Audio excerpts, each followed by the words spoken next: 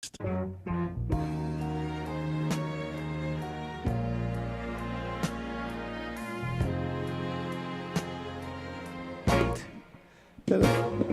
welcome to Dirty Truth Radio. This is Fred Hawthorne. We have Latasha back in studio, a fan favorite. Whoop whoop. So, for those of you who are anticipating, Roselle has like fans now. Like she got people like tweeting her and on Instagram. She got like guys like stalking her and stuff. Really? Yeah. Interesting. So she won't be in today. She has back to school. I think it's back to school night or something like that with her kids. So so glad I don't have any. so we have an exciting show today. We have Mythbusters. But before, Roselle sent me some questions that was sent on over the Twitter, not Twitter, but Instagram. So we'll answer these questions and then we'll get if I can find them. But how was your weekend? It was good. What'd you do? This past weekend I was actually in Vegas. Shit. I was in Vegas. For what? Oh, I just went with my girlfriend very randomly. It was just. How many days were you there? I was there from Thursday to Sunday.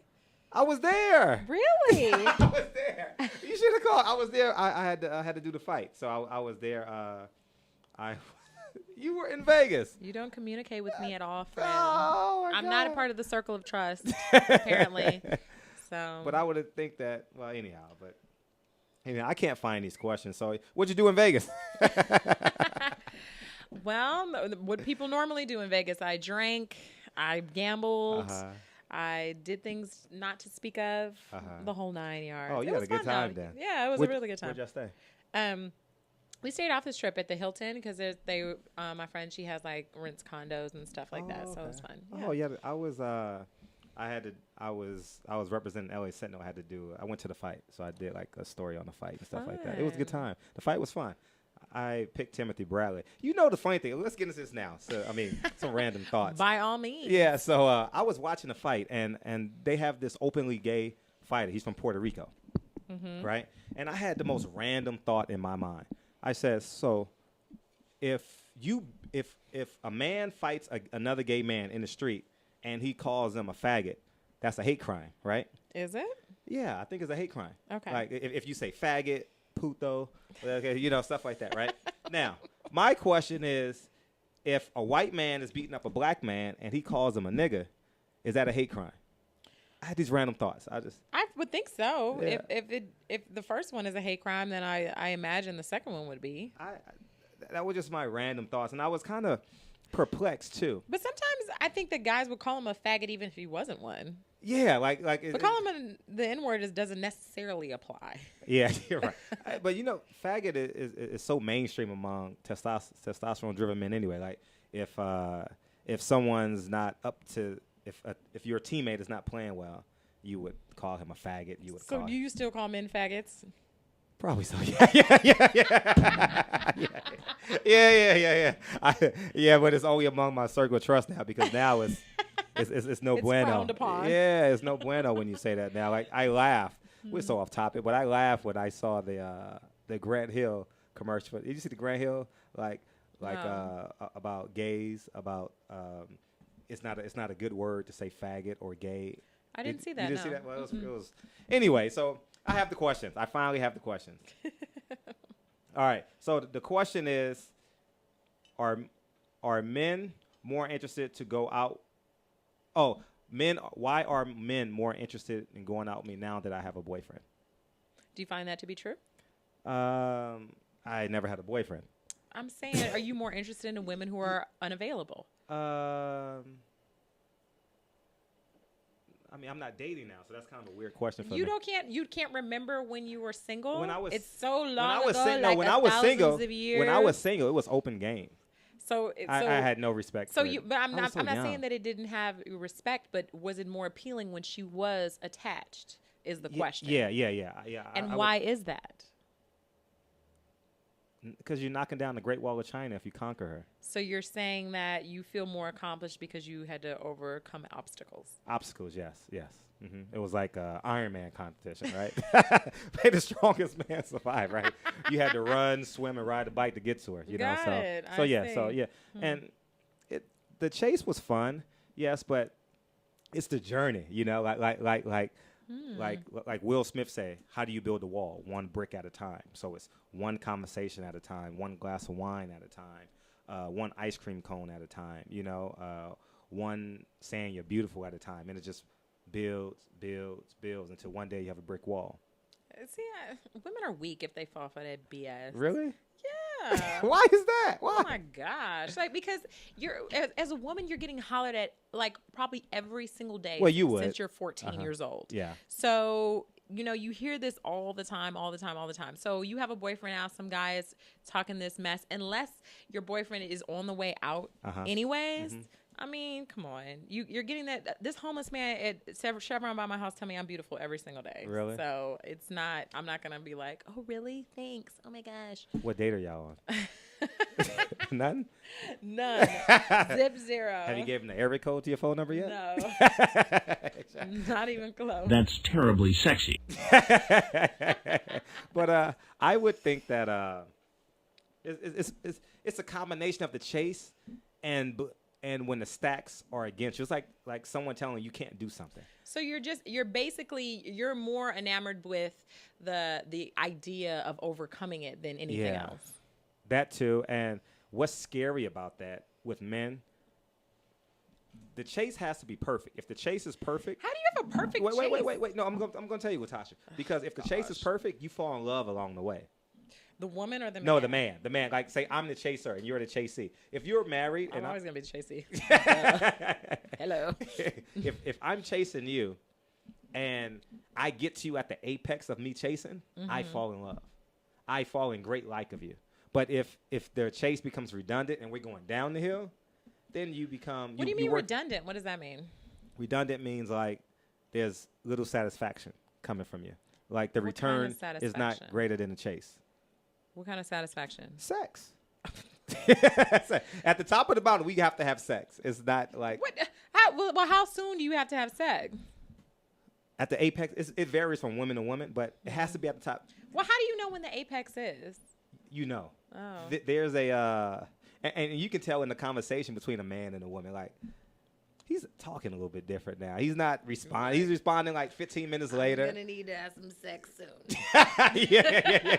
2 days away. Yeah. Not call you anymore. And the conversations get a little bit more intense and more direct.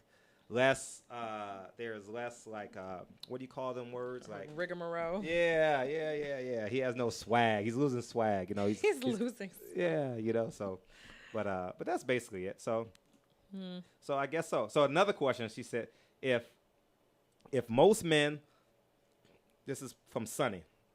The other question was from Zoe. But if most men love women, why women still put on tons of makeups and weaves? Sunny. Are you asking me? Yeah, I'm asking you. Yeah. I'm asking you. Well, I don't have a weave and I don't wear makeup. I don't have any hair. You have a weave. I think that. And, since I am the woman's spokesperson, I feel like a lot of times women put on makeup for themselves. Like, I feel that way all the time. Because I think I'm pretty. You are pretty. And I'm looking at you now. Hey. But I think that, a lot of times you like feeling attractive and you like dressing up. Like, just like, why do you have to wear heels? I had somebody, because I'm tall, and somebody told me, you don't have to wear heels. You're already tall. But I feel like more statuesque. I feel more sexy if I have on heels. So I wear them for for that purpose. And I'm sure I'm sexy with flat shoes on as well. But are you? I like to think so. I'm sure. I mean, I think I'm doing all right. So. Well, if there was a black Sex in the City, I could definitely see you being one of the main actresses. Yeah, I always tell Corey, I'm like, she should be like on like one of them girls on The Game. You know what I mean? Your voice bellows. You have a great presence, and but my thing is when a man wakes up next to a woman, he wants her to look how she looks in the morning. Because that's the worst that she can be, quote unquote. That's the worst that she can be, right? To looking that way at 6 p.m. They don't want like a morph between morning, afternoon, and night. You know what I mean? And there's a huge debate. This would take up the whole show. Us talking about weaves versus not weaves and stereotypes, X's and O's. But I think most men would prefer women without weaves, and probably because I've never had a weave, but my sisters had a weave, and I'm like, it looks kind of weird. Probably because I grew up with her, her having natural hair, and then when I see her with the weave, I'm like, it looks kind of awkward. Even my female cousins, like we all grew up with natural hair. And now it's an abundance now. Like whether you're white, you clip those things in your hair, or whether you're black, you have weaves. It just feels kind of awkward, especially if I know you. If I don't know you and that's who you are, then I guess that's what it is. But yeah, I think as far as makeup is concerned, I think depending on what kind of woman you have and how much makeup she wears, sure. A lot of times you don't really look. You're only enhancing. What makeup is supposed to do is enhance. It's not supposed to change the way you look. Now, there are a lot of women who do change the way we look. I have a friend who is a makeup artist, and she has shown me some things that have blown my mind. Really? So I'll never forget this. Like, my brother told me this, and I use my brother as a reference because he's not like a man who's trying to date me. Sure. But I remember I was having a conversation with my sister, and I was like, oh my gosh, I feel like I always need to have on like a little bit of makeup to make me sure I feel like I'm pretty and all this kind of stuff. And my brother was like, you look the same whether you have on makeup or not. And I was like, really? And he was like, oh, I wasn't trying to give you a compliment. He was just like saying it very matter-of-factly. So I think in my head, I'm like, oh, I need to put this on so I look pretty and I look like this and this and that. And he's just like, you look the same. Whatever, you look the same. And most of the guys I've dated have felt the same way, but sometimes we put undue pressure on ourselves so we think that we need to wear makeup or whatever the case. But there's a lot of women who don't feel like that. And in addition, like now, that was like, 10 years ago when I was younger. But like now I'm just like, whatever. I look how I look. So if you don't like it, you can get off this train. Really? For sure. Okay, well, thanks to your brother. He reaffirmed your beauty within yourself. So thanks, big brother. But we only have 10 seconds. When we're coming back, we have Latasha, Fred Hawthorne. We're gonna jump right into these myths because you and I could probably jump on a tangent all darn day. So Dirty Truth Radio, we're coming back in 2 minutes, and thank you guys for tuning in. I know the Dodgers are down 3-0 right now. So, oh, really? So it's like 50-50. Do I listen to Rant Radio or do I watch the Dodgers? Listen to Rant Radio. Yes. We'll be back in 2 minutes, guys.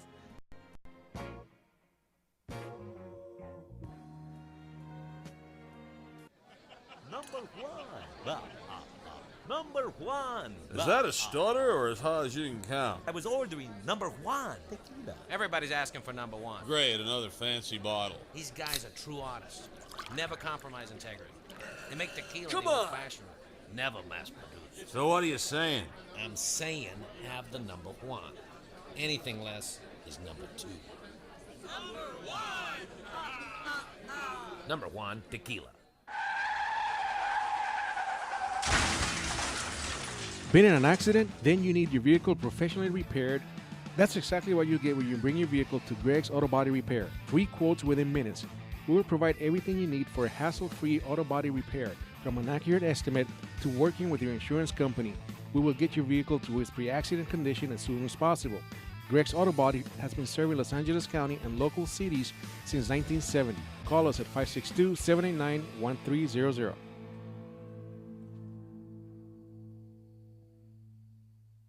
Are you watching the game at home? Why? Come watch it at Mambo Grill, the hottest spot in Downey. You'll have good food, drinks, and a great time at a low price. We have the coldest beer in our sports bar, where you can enjoy the game on any of our huge flat screen TVs. And when your home team wins, you get 25% off anything in Mambo Grill.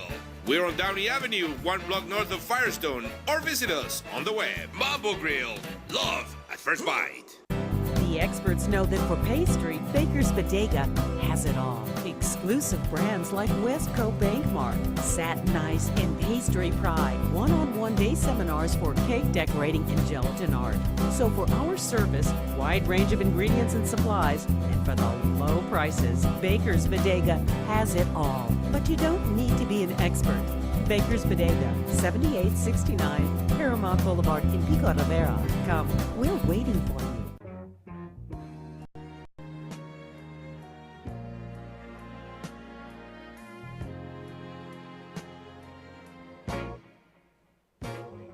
So on the 29th, you come in too on the 29th. At least, and come in whenever. Seriously.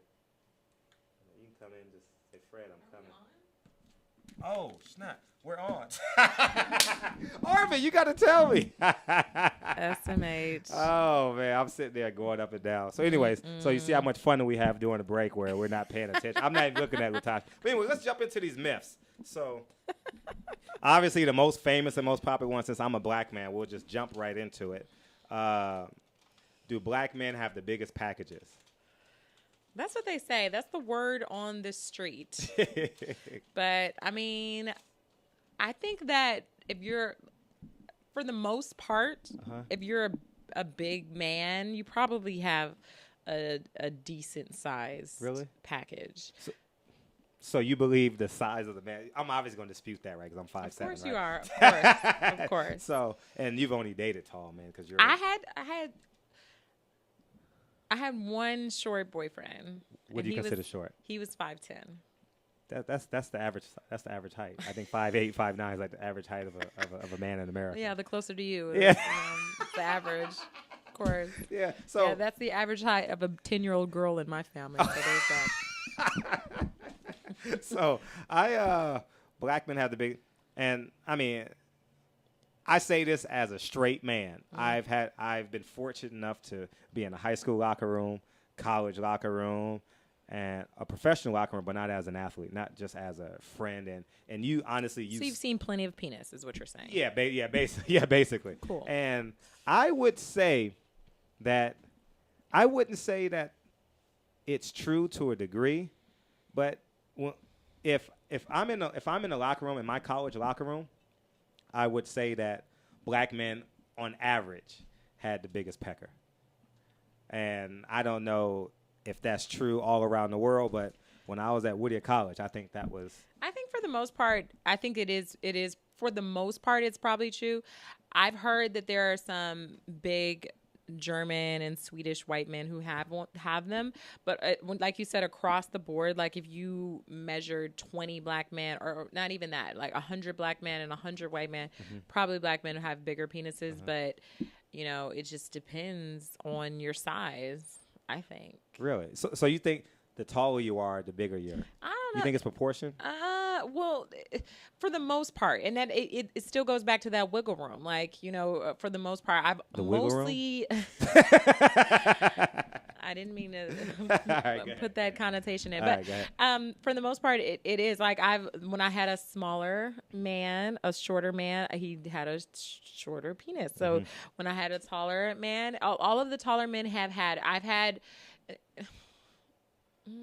No, like I think the taller men they've had proportion. Yeah, proportion it's proportion. Yeah, it's just pretty much proportion to your body. Like that's pretty much how. So it works. every woman is screaming out there. Have you ever had a big man with a little pecker? Like I think they exist for sure. Like really? There's definitely big men with small penises for sure. I have heard stories a lot of times with So really. Interesting. So let's move forward. Here's another myth that I thought of. I mean that's out there. Is it the flow of the ocean or is it the boat? What's more important, the size or his ability to make the ocean move? I think it's both. If you're too small, there's not much you can do. And seriously, there's not much you can do. And if you're too big, like it's overwhelming. So if you're, a decent size, I think if you're smaller, if you're really small, there's not much you can do. But if you're like a medium size and you have some good motion, then that helps you a lot. The bigger you are, probably the less motion you need. But if you're too big, then it's painful. Really? So what's pain to a woman? I'm just curious. Like what? Like what do you mean? Like seriously? Like what's? It hurts. It's not pleasurable at all. It hurts. Is it the depth or is it? Explain. Like the depth, like I feel like somebody's ripping me out in the inside. Like it can it's like split your cervix. Yeah, really? Like you're poking me in the throat. Like there's a lot happening. So, but like if it's just too much, and sometimes if you're dealing with somebody a lifetime, maybe you can get used to it. But it's a lot. Like it can be painful. Like really? In both directions, wide, long. Like it can be painful. Is that orgasmic to you? No. Is the pain orgasmic to you? No. Not at all. Not in that 0%. situation. Like there's a small window where pain can be orgasmic, but if it's excessively big, then no. What's the cure for an excessively big pecker. I'm sure you don't have to worry about that. No, I'm just curious, like, because I've never had it from the perspective of a woman. So this is like I'm really. I mean, interested. you just probably have to go slow. Use lots of lube. You make sure you have good foreplay, so she's wet, juicy, ready to go. And like I said, you can get used to it because it's just a muscle, and like it can loosen up over time. But initially, it's gonna. How about the little guy? I can't help him. Some advice to a little guy. Yes, tools. What's that thing called? You put on or a vibrator, a rabbit, all that. He needs help. Like, because if you can't, you need to hit that G spot. Really? And all that kind of stuff. And which is another thing. I've found that a lot of women do not have vaginal orgasms. Really? So you can't even get there if you have a small penis. Like, you can't. Women have a hard enough time having a vaginal orgasm and you can't even get any help. Ugh.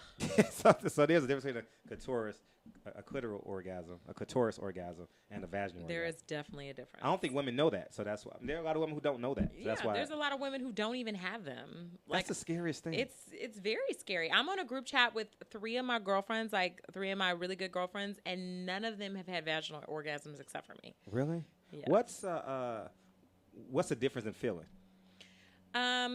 I feel like the clitoral one is a little bit more surface, and it's really kind of hard to explain. Like the clitoral one, because after I had a vaginal orgasm, I was like done with clitoral orgasm. Oh, this is so much better. But because you can get clitoral orgasms like you're so comfortable. I like how comfortable you're just leaving. I'm looking at you on feel. You're just so comfortable. Yeah. La la la. So like the clitoral one is a little bit more surface. The vaginal one. Explain surfacing.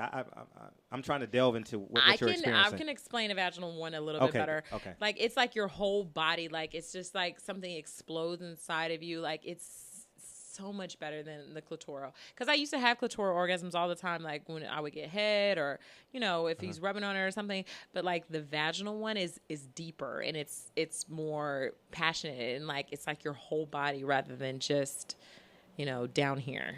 If that makes sense. It does make sense. I'm like hanging on to every word that you're saying right now. Come on, feed me more, Seymour. It's tough. Like it's tough, and it's hard for women because it's not.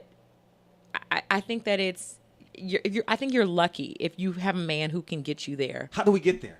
Help us. There's no, you have to, a woman, for the most part, I would say 80% of the time, she has to find it herself and to be comfortable with him in order to release because it's really a control thing because you have to release. If you're tense and you're just kind of like, holding on, you're not going to have a vaginal orgasm. You have to be comfortable.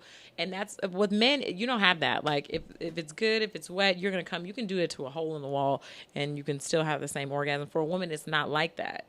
So it's a lot more cerebral than a man orgasm. So it's tough. Like I know a lot of women who have not had them. Really?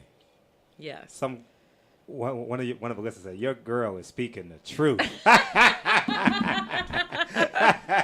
I mean, I know the difference between clitoris and vaginal, but I think it's just real informative coming from a woman because I know most men, and I was one of these men. In your early 20s, you like, pound it, pound it, pound it, pound it. She screams, you're done. Pound it, pound it, pound it, pound it. She moans, you're done. But it gets to a point where it has to be like you laughed at me when I said this, but there's like a spiritual connection that you have to have, and I believe orgasms buffers a woman's soul, and I really you don't necessarily have to have a spiritual connection, but the less spiritual connection you have, like for me, I know how to get there because and a woman, she just has to masturbate. Like, there's really no way around it for the most part. You have to learn yourself. You have to learn yourself because it's like a needle in a haystack for a man. Like, he can have the biggest dick. He can, like, do all of these things, stand on a handstand, all this. If you don't really know, you have to help him because he can't figure it out by himself. He really can't. It's almost impossible. If he does, it was probably a mistake. He probably can't do it again. Like, you have to guide him. Really? I'm serious. Are you guiding him with your mouth or are you guiding him with your hips? Well, you just have to tell him, okay, do that again. Like, and a lot of men, hopefully they're attentive. And how do you say that to a man? Well, like just during the act, just be like, okay, that's great. I like that, without being too erotic on it. But no, be erotic. Like I want to hear what Latasha sounds like because we'll never get there together. So not sound during sex. But you just basically guide him and just be like, touch him and be like, don't move. And for me personally, I have to be on top. Well, now not so much, just because I've gotten a little better at it, and but being on top is the way that you control it, because you can feel it. And so like if he's on top, like he'll hit the G spot, he'll hit it, miss it, hit it, miss it, miss it, miss it, hit it, miss it, hit it, miss it. So if you're on top, you're just dead on. This is like the Latasha show. I'm just gonna sit here and learn. I'm being 100. Like seriously. Go ahead, continue. So like if you're on top, you just hit it until you orgasm. So, but you have to know what you're doing and know where you're at and where you're going and all that kind of stuff. And that's what makes you orgasm. Really? One of my girlfriends like gave me this full tutorial. I'm like, you should sell this, because you are like, there's so many women who do not have these orgasms. Really? And you're like, when you have one, you're like, why was I having sex before? Really? For real. So is there a difference when you on top giving yourself an orgasm, or he's on top giving you the orgasm? Is there a difference in your mind, or? There's not really a mental difference. The only difference, if any, is if he's on top. Because usually for me personally, if I'm on top, once I'm starting an orgasm, I stop because I'm feeling it. Mm-hmm. But if he's on top and he keeps going and he's hitting it, then I'll have multiple orgasms. Explain multiple orgasms. You just keep having an orgasm after another, one after another, one after another. Where does that take a woman? Across the street.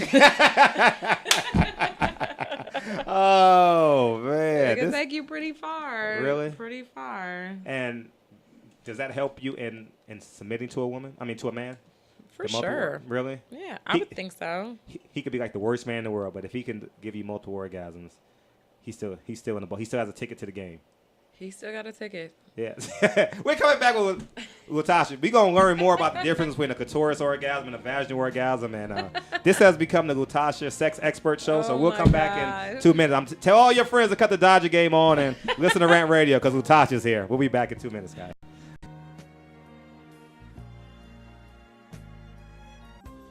Nurses Life Express provides unique apparel for all the hardworking nurses that wear many hats. It is apparel that expresses nurses' amazing, humorous, and caring personalities. After all, nurses are as influential as their united goal to help others. Nursing's not easy, but somebody's got to do it. For more information, please call 562-270-4312 or visit their website at www.nurselife.com. www.nurselyfe.com. Nurseslife.com, where nurses' lives are expressed. 3 balls, 2 strikes, the pitch. Make your team look like pros with custom lineup cards. Whether you are a travel team, rec team, all-star team, or just some old guys playing slow pitch, we can make your team look a little better with some custom lineup cards. For the umpire, for the opponent, for the scorekeeper, for the dugout, no matter where your lineup card goes, you will look like a big league team with your team logo and name on top of your personalized lineup card. Just visit CustomLineupCards.com. With the best prices in town, you are sure to hit a home run with us. Visit CustomLineupCards.com and go pro.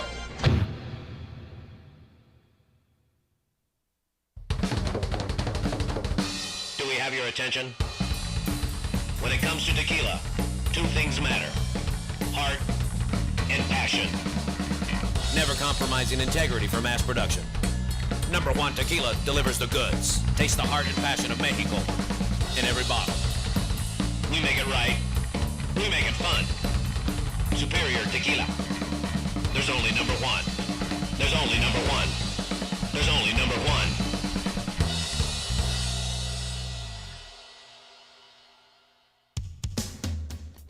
A home is the biggest investment in most people's lives. Buying or selling should be a positive experience. Whether you want to be a wealthy real estate investor or just trying to find a place to call home, at AJR & Associates, we focus on the client's needs. We understand the market better than most. Let us bring the value to you and make the right choice. AJR & Associates, making your dream house a reality. Call us today for a free consultation at 562-882-1976. Or you can log on to www.agrrealtors.com. With a track record of great results, bringing knowledge, wisdom, and expertise to you. Hablamos español.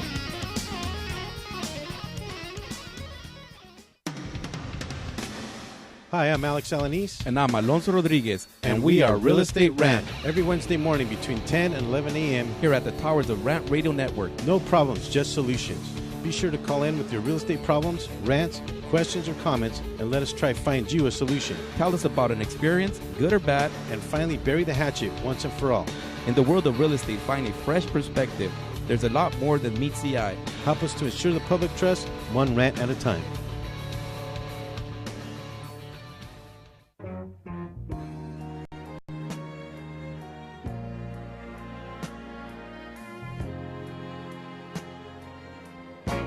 Higher, not bigger.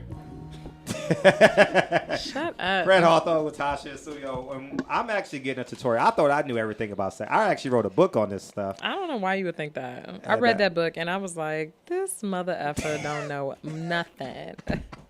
Talking all this mess. We had a conversation about that. We did. But it's cool. It's cool. That's another show. I know. Yeah, we got to come back and have that conversation. That'll be awesome. We definitely do. Oh my God! So we're getting back. Let's get back on topic. So last we left, we were talking about vaginal orgasm and clitoral orgasms, and Tasha made the point that if you're small, you have no chance. Really, no chance. I don't really see how it can happen. I mean, you can maybe stimulate to the clitoris, but I might be spoiled because I have vaginal orgasms. So maybe if you have only clitoral orgasms, you can work with a small penis, but I don't really see how that would work for me. Because if you're not reaching the G-spot, like this is all bad. So if you had a choice, size or technique, which would you prefer? Size. I can do it myself. Just lay there. Women back there like,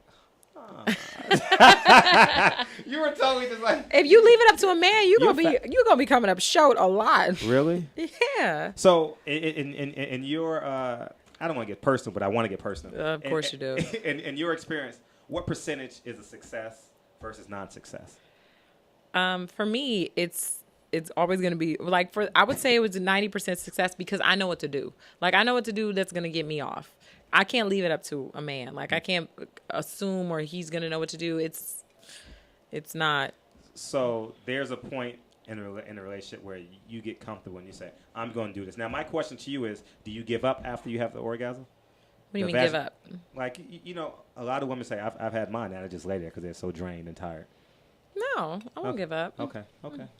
Now, so let's move on to some more myths. People are like, oh, I know a lot of people want to stay there, but let's move forward. All right. I just got to turn over. He's done. You're right. Because there's no difference in orgasm with men, right? It's either all or nothing, right? With men, it's only one type of orgasm, right? I don't know. You tell me. I think so. I think that the greater the sex, the better the orgasm. And in addition to the greater the connection, the greater the orgasm. So if you have a connection, it just heightens the orgasm to a greater plateau, and it makes you want to come back again. Well, that can segue into our next myth. If a man does not get hard when he's trying to have sex, does that mean he's not interested? No. A lot of it has to do with anxiety. Like a lot of men, they work 9. They work 9. If you look like, yeah, right, bullshit. But I'm listening. Okay. I'm here to listen. When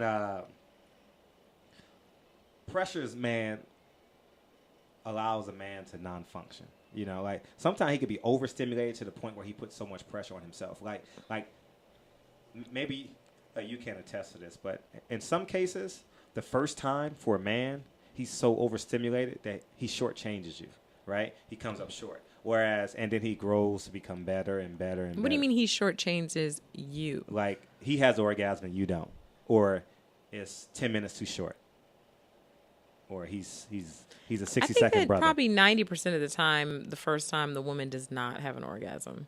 Really? Yeah, I don't think I've ever had an orgasm the first time I had sex with anybody. Really? Mm-hmm. Why? Because the lack of giving of self, the lack of surrendering to a man, or what is it? It's possible that it could play a part, but for me, I think it's about comfortability. And if you have, if you're able to get comfortable with somebody, which some women are able to, but like I said, it's just like a needle in a haystack. How can you know just because you have sex with this woman and she likes this doesn't necessarily mean the next woman does. So you kind of have to learn what she likes and what gets her off and like what gets her to that point. So that's not a reflection of the man just because he doesn't, because it's just like learning about, what she's into and what somebody else isn't. However, in all honesty, that's how we grade, a man grades his performance off of sound. So, yeah, seriously. So if his goal is to hurt you, oh my gosh, he's grading off of sound. Right? If his goal is to help you climax, he's grading off of sound. Like, how is she responding to me? If the mission is failed, then he feels like he's failed. If he wants to come back, there are times where you just want to have a one night stand, and you're like, well, that's it. But for the most part, they are very far in between one night stands, right? So by and large, you have sex with the person multiple times, right? So if he's not getting a response from you, it's a failed mission. If you're not exclaiming his name, exclaiming sounds that sound like you're enjoying yourself, then it's a failed mission. That's so dumb because like you could do anything like, oh my God, I love it, it's great. Oh Fred, whoop whoop. Oh my God. You gotta say it louder though. I'm one of them short guys with a big one, so you gotta talk a little louder. Big is relative. Yeah. Like I'm not sure, but that's neither here nor there. But I don't know. Like I guess I get that. Like maybe men are into sound, but that doesn't mean that's why anything. you fake a lot. Yeah. Exactly. See, so that's why women, I'm speaking you, not you personally, but you as for women fake I faked it. Yeah. For sure. Because I want to go sleep. Tired. Had a long day. It's time for bed. Okay? Now everyone's saying, Latasha, please fake an orgasm right now. I swear before God. Nobody is saying that. If I thought it, I know they thought it. Nobody. Everyone out there is like, how does a woman fake an? Oh, please. No, I'm serious. I don't know if it was. See, they're not gonna have that conversation with me. All women know how to fake an orgasm. So how? You want me to demonstrate right now? If you can. If you want to, you can pass. But first of all, I would like to preface this by saying all women know how to fake an orgasm. Really? For sure. Yeah, absolutely. No question. Is it your movements or is it your mouth? Probably both. Really? Probably both. Huh. They all know how to do it. Really? Yeah, they know how to do it. So would you tell the man you faked an orgasm? No. Never ever. I mean, I've said it in the past, but if I want to go to sleep, then no, I've not told him. Really? I faked an orgasm. No. So, God, no, I'm worried so much.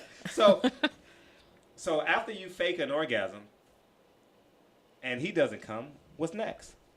Of course he came. That's why I was faking the orgasm. Oh, so when you feel him have an orgasm, you pretend to have an orgasm. I think for the most part, if women, especially if you're dealing with somebody, you know how to make them come. Really? And then you're just like, oh, I want to wait for you. I want you to come too. I'm like, oh yeah, I'm coming for sure right now. It's happening. I'm coming. Come closer because you're fading off screen. Oh, sorry. Come here. You're pulling away from right it. You can still turn back the other way. But I'm going to come right now. So, yeah, you're doing it. You're the best ever. Really? Mm-hmm. I've had some Academy Award winning performances in my day, for sure. What's that conversation like with your girlfriend the next morning?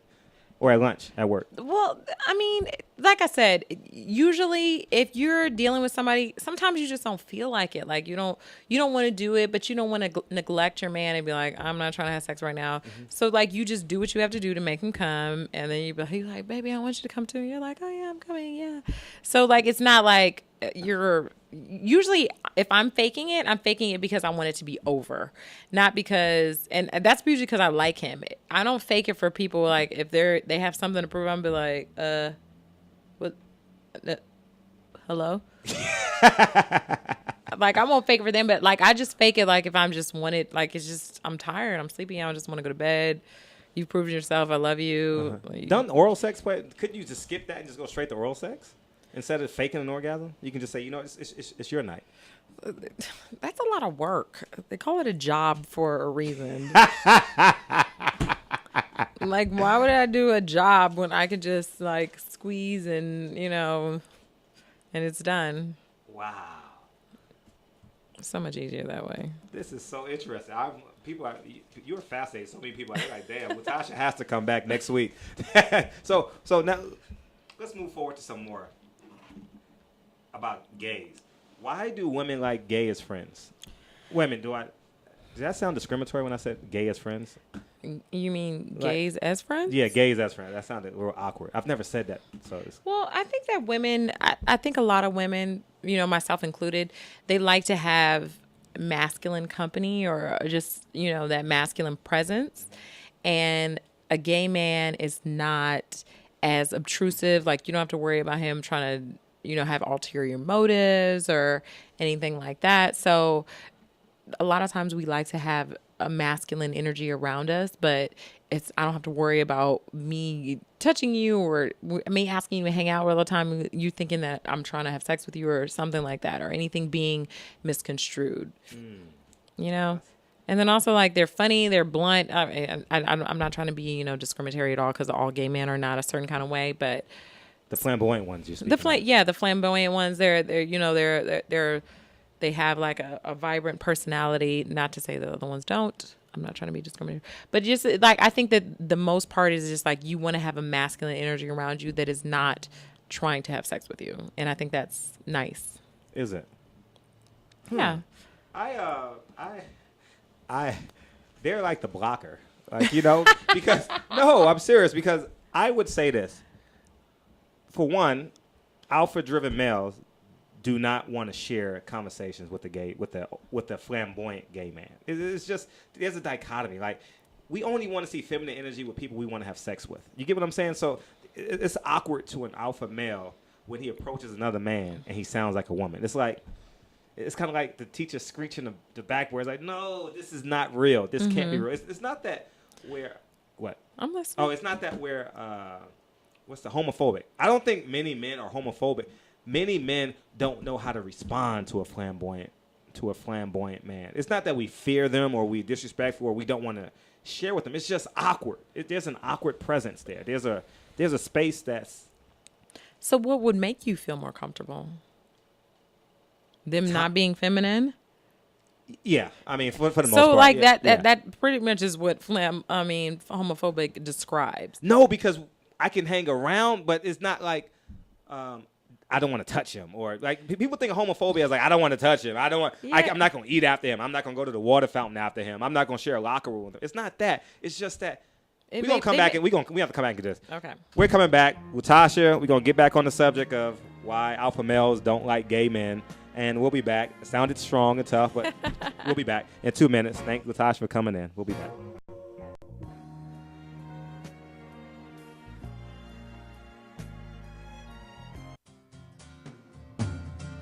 Looking for a delicious, fresh family meal that's ready when you are and easy on your budget?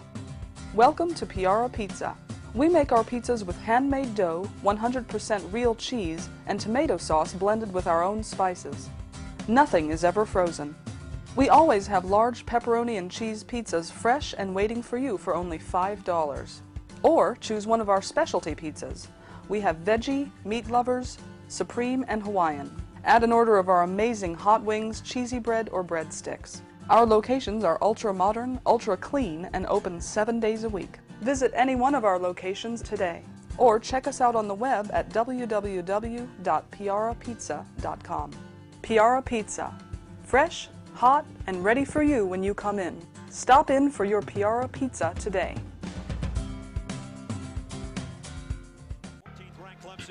Hey, bro, this is a good game. You know what would make it better? What, bro?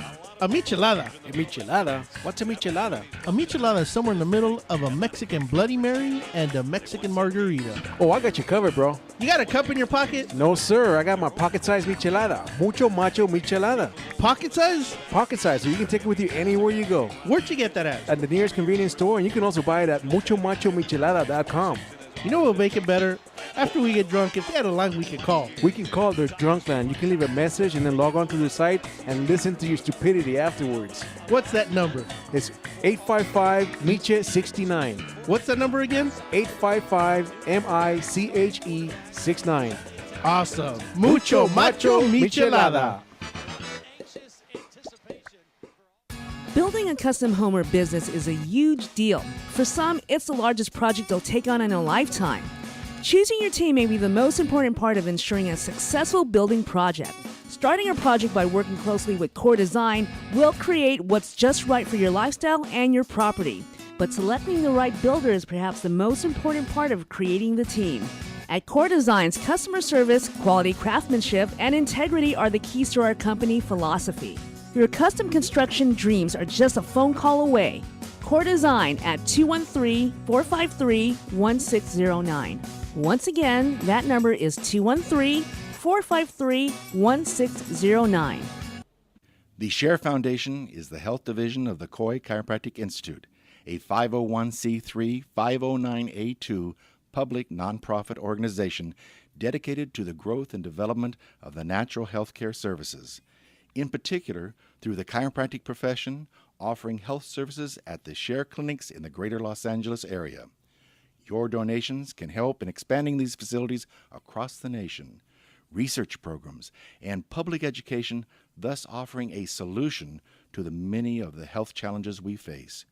Your donations are tax-deductible and can be sent through our website at www.sharefoundation.com.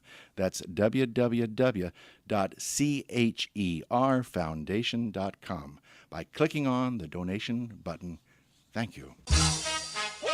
What's up, guys? Sports Guru and Bud Knocker from the Sportscast, Wednesdays, 12 to 2 Pacific on Rant Radio Network.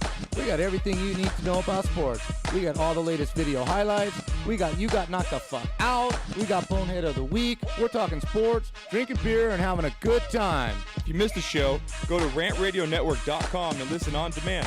So check us out every Wednesday, 12 to 2 on Rant Radio Network.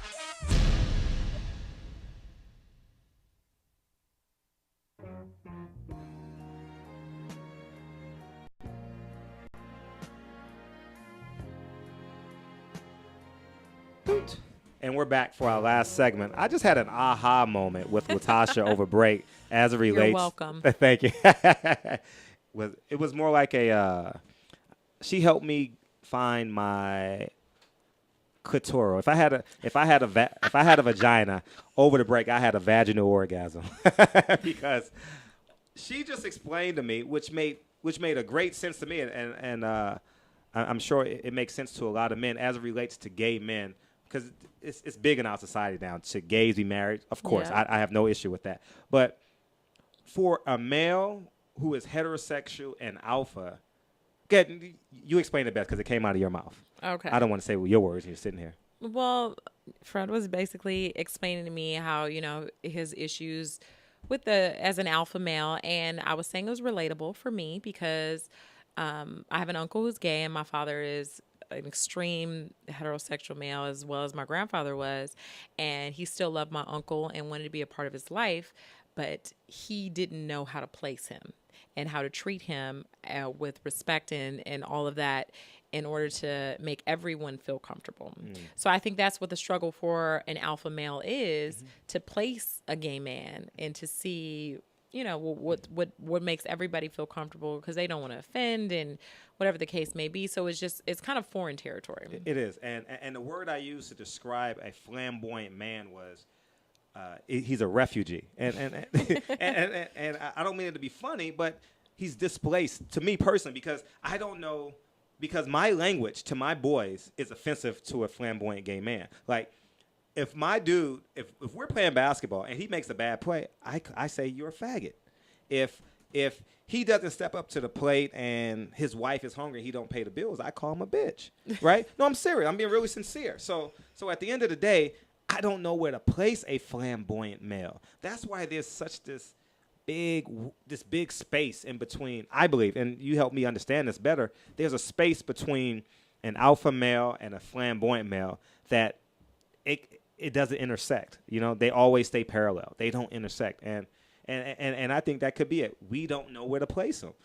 If you either got to be a man or a woman, you can't be both to an alpha male. Like I want to punch you and watch the Laker game, but I don't know if that's offensive to you. Like I don't know if you're a woman when you're watching Laker games or you're a man. Like so there's. Well, they're never really a woman, but like I understand when you're saying like they have feminine behavior or whatever case. And you know, gay men, you can definitely call in or whatever just to give some more insight. Yeah, please. That would help us a great deal. Yeah, but like I think that for them, you know, they are definitely men, but I think for like it's less about them and more about the alpha males, like how to learn how to treat them for sure. Like in my experience, because like, you know, that you just don't know how to place, like how you said, like way to talk to them, way to speak.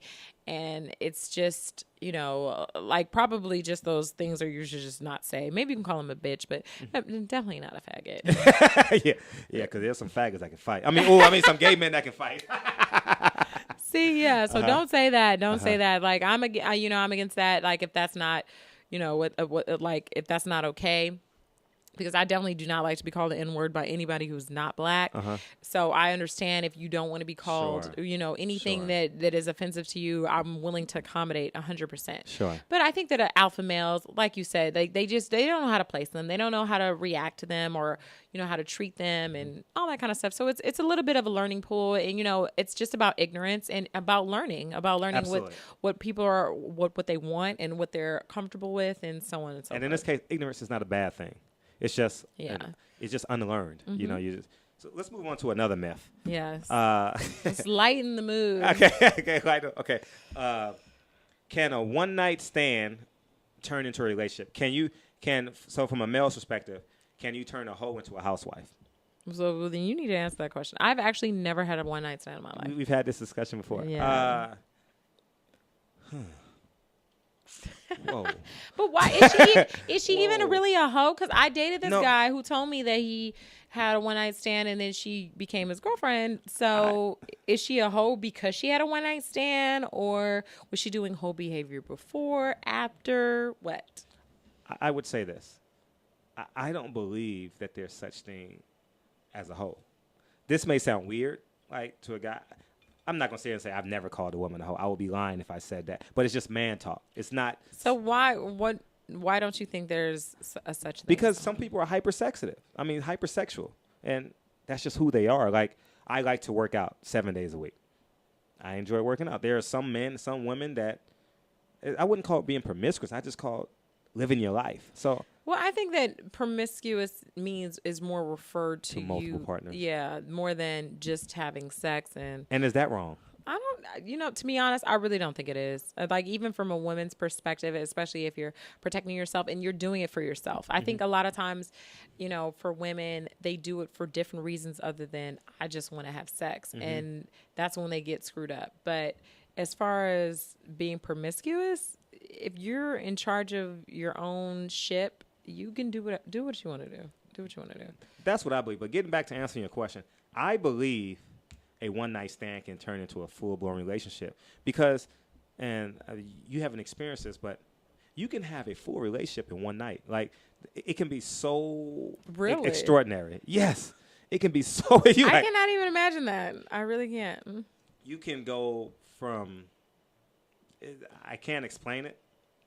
There's just something that just happens. That moment, it's just special. You know, in one day, in a 24-hour period, or the time you guys spend it, whether it's 8 hours, whether it's 2 days, whether it's a weekend in Vegas. Have you ever had a one-night stand that turned into a relationship? I wouldn't say I had a relationship. Then no, hear me out. Help me out. Allow me to understand it. I'm all ears. I never emotionally allowed myself to get there when I was single. I just, for short periods of time, yes. But there was always a cutoff moment for Fred where I'm like, nope, this is it. I'm done. You know? But what to my benefit was I allowed women, my game wasn't demonstrative when it ended. When like F you, I'm done with you. Bye-bye. You're a hoe. See you later. Peace. Kick rocks. I'm not that way. My game is, well, can we be friends? Let's stay in touch. Hopefully we can be friends later, or the case may be. But I What don't does want. that have to do with the cost of tea in China? We ever talk about one night stands? That's what I'm saying. That's what I'm talking about. I'm talking about. So you'll fuck her again? Oh, was I supposed Yeah, to you can say that. That's okay. fine. That's fine. Oh, so you're saying that you're leaving the door open so you'll have sex with her again? Yes. Oh, okay. Yes. Well, then there's that. Yeah, I always try to leave the door open. But my personality is not such that will be demonstrative to a woman, because I'm a pacifist by nature, so I don't believe in violence. I believe in self-defense, but I don't believe in violence. Well, see, that's not even about violence, but that's, I think, more about just being confrontational. Yeah. No, but you asked a question about taking a hoe into a housewife. I just square off. Like, I sabotage it. Oh, you would call it sabotage. I just sabotage it. But I would, or the world. The women would. Women would call it sabotaging. Like, well, what would you call it? What do you mean? You said you call it being what did you just say? I forgot what I just said. You said nonviolent. Nonviolent. You yeah. call it nonviolent, and I call it as being sabotage. Yeah, you like this dude just tried to sabotage. But see, I like violent is like I'm about to punch you in the face. So like I don't think it's nonviolent. It's but like my pinky in your esophagus. Yeah. You're not trying to do that, but I'm just saying like you don't want, and that's fine, and I think that's probably better, especially for a lot of women's psyche. But because men have this perspective. You heard that Sam Salter song, "Once Mush, Always Mush." Like that. That's what a man believes. Like if he has sex with you once, he believes he can disappear and come back, and he can still have you. You know, I mean. And that's why I don't be having sex with a lot of people. Boop. So that's why you get those phone calls 2 years later. Hey, what you doing? Where you at? Let's and do that's why lunch. you leave it open and you try to be nice, and Yeah. that so you can call her and be like, "Hey, girl." Yeah, but How to answer you? to answer your question, a one night stand You can look real beautiful tonight. absolutely How absolutely you doing? stunning. You get What's going on? like a fine wine. You think I should come over? Yes. I'd love to see you. I would love to see you. I can't wait. Some I remember bullshit. that's your favorite. I remember your favorite wine. I'm gonna go pick it up. Oh gosh. Yeah. See. So and we can go to your favorite restaurant. So, but yeah. Wah, wah. So anyhow, so yes, a one night stand can turn into a relationship. I innately believe that. Okay. I didn't. Do you believe that? I think it can. Mhm. Well, although you've never had one. I've not had one, but So- I've heard stories. How about the horror stories? What's the horror? We got 2 minutes. Give me one horror story you've had. I have, as far as like a one night stand. Yeah. I haven't heard any horror stories. I don't think women broadcast that. No, but you have girlfriends. Like you're in the circle. No, that's what I'm saying. I Your don't think circle my of girlfriends broadcast that. They wouldn't to their friends. I mean, but maybe they'll just say like how the dick was bad. But, Really? I mean, I should be like, I'm My never going boys to tell talk me to that. him. I have boys that tell me that all the time about But what makes like bad sex for women? Because I feel like I don't know. women. The non-connection. You want to be in control. Like move here, move there, stop, faster. I don't know. So if she's saying all that, it's yes, like like really. So what if she's looking at you like? Well, you know when you're not connecting with her. If she looking at It's you so like, plain as "You day. think you're doing a good job?" Yeah, it's so plain as that because she doesn't give in. Like 10 minutes into, I would say, I'm not gonna put the time on it, but there's a point when you're having sex, whether you've had sex with her one time or 2 times, where a woman gives in. There's a time. There's a point in where you're having. She just gives in to you, where she just opens up her garden to you, and you're like, I like flowers, I like tulips, I like them all, you know. And she just says, "Take it, I'm yours." Like that old Interesting. commercial, Calgon, "Take me away." Whether it's a one night stand or you're in a relationship, there's a point that it happens where you release something. Your pheromones, I don't know, but you release something to a man that allows him to say, "You know what, I got this." So if she never releases, is that more intriguing than if she does? No, it's painful if she doesn't release this because you can't get to where you want to go. I feel like I don't release like for a long time. Really? And I got people climbing in my windows, snatching my people up. And I'm just like, I gave you the stiff arm like a month ago. So You're so interested with Tasha. I'm like, I don't know what you're doing here. I'm like, what is she gonna say next? For real. We got 15 seconds, so Roselle will be here next week. We're gonna try and convince Latasha to come back in. Yeah. Hey, Roselle. So, I miss you. Right, absolutely. So Dirty Truth Radio on Instagram, Facebook, Twitter, all that good stuff. And Roselle's doing a good job on Instagram. She has like a whole bunch of stalkers. So, but anyways, we're coming back next week with with a great topic. We're going to try and convince Utasha to come back in. Hopefully And Roselle will be back from back to school night, and we're going to have 3 is a party next week. We'll be back. Thanks, guys, for tuning in. You would like that, wouldn't you? Thanks, Utasha, for coming in. Bye, y'all. See y'all next week. Bye, y'all.